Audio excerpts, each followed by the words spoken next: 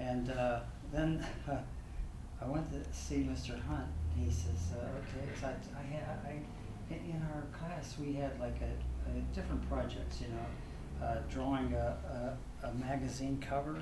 So on the magazine cover I put a stained glass window because I would have some knowledge anyway when I came to see him.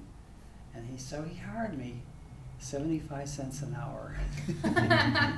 Well, anyway, my wife had a good job, but David was born a year later, so integration work compared to new work now.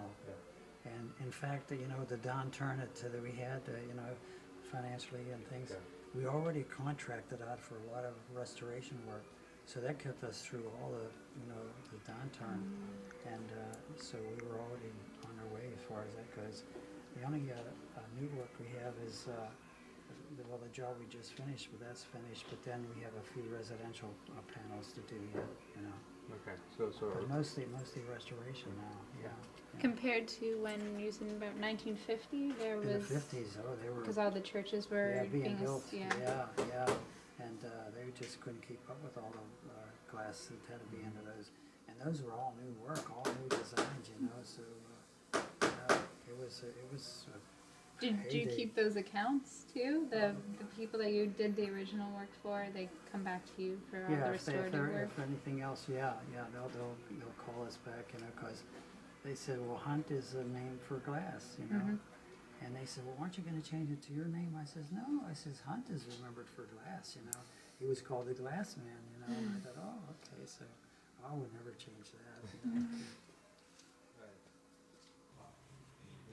When they chose this studio, between the other two that they were working at, did they choose the location? Did the river being close by play any? Because of the studio, when he had the studio out in the West End and then would ride down here to a studio in town, then he saw that this building was empty. It faced north. Well, north was a constant light. And being against the river, there was no going to be other buildings there, so he chose to. Now they had 24 people at the both studios, moved everybody here, and separated the designers and the artists from the mechanics, you know, the glazers, and that way it kept everybody separate, you know. So it was a nice arrangement, and we moved here in '51. Yeah.